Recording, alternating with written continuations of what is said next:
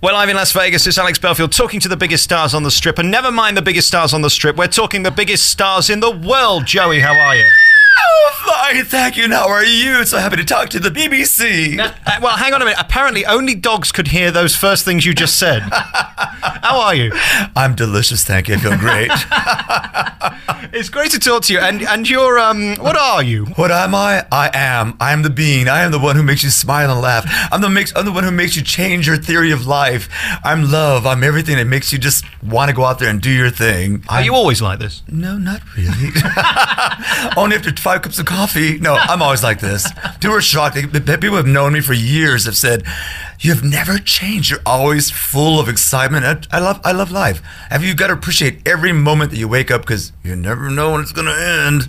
We're here today at Zumanity, which is on at New York, and you're the big star of this show and of many shows in Broadway, and you've done cabaret for many years. Your dress is very interesting. I saw a documentary, The Making of Zumanity, back in the UK not too long ago. It really is, torture what you have to wear, isn't it? Exactly. Well, they always talk about Cirque shows. You know, there's acrobats and people do these bends and contortionists. Well, my body goes through contortions. There's a 24-inch corset and 7-inch heels and wigs, and I'm literally tied up completely. My rib cage is pushed in, and it's a feat.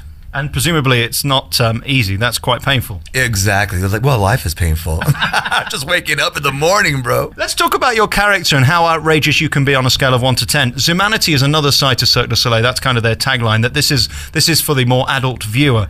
Therefore, you're able to be as adult as you want to be, are you? Exactly. Well, the show now has been retitled it, A Sensual Side of Cirque du Soleil, because we've moved on from another side, because they know it's another side. Now, as a show has changed and moved on, the show changes every night, basically. So now we've earned this new title of sensual, and so my sensuality will deal with the different public, like every night, with how I get the vibe from the audience, and I pretty much like to stick on a same pattern, but then there's definitely like some kind of improvisation that goes on, which is great.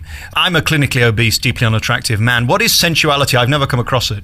Sensuality is when you're one with yourself and who appreciates flowers and music and chocolates and a nice bottle of champagne and a nice touch of something under the sheets.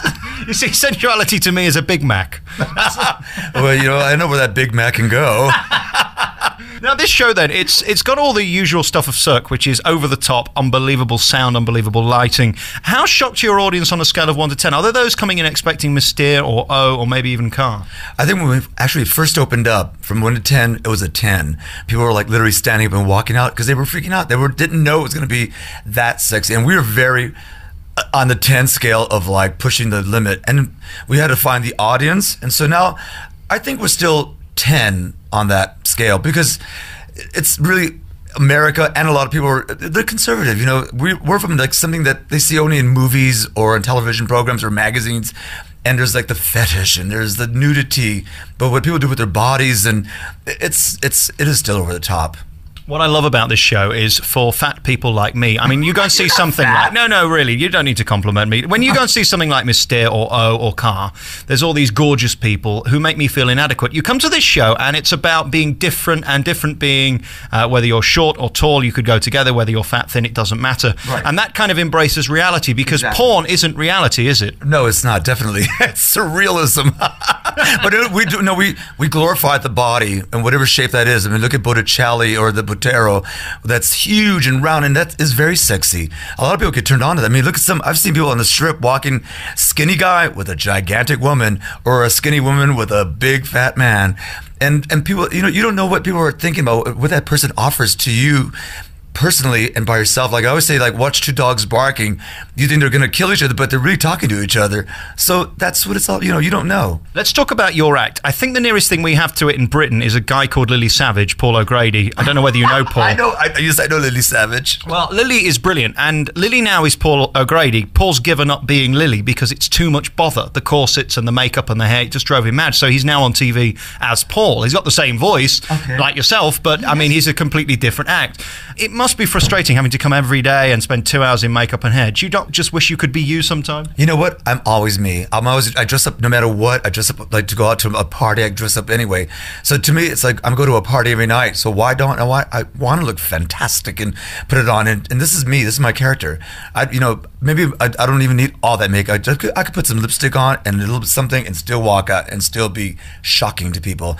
But I love dressing up, and people are paying good money to see a great show. Why not give it to them? Put the effort out, do it. Let's talk about the effort you've made today. How kind of you to wear the Loch Ness Monster exhibition T-shirt. Because you're just in Edinburgh doing the Edinburgh Festival. How did it go down there? Oh, Edinburgh was fantastic. I love England.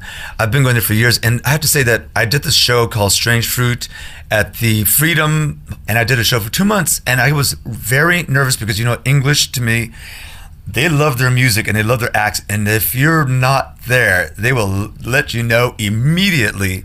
So Elliot, who's in the show, also the piano player, was my piano company at that venue. And it just went over genius. It was just fantastic. And I love the English. I've always loved the English. And in Scotland, I've never been to Scotland, so I wanted to, I love men in kilts. Were you stood over puddles looking for the reflection? Oh, I wore shiny shoes every day. Patent leather boots, doll.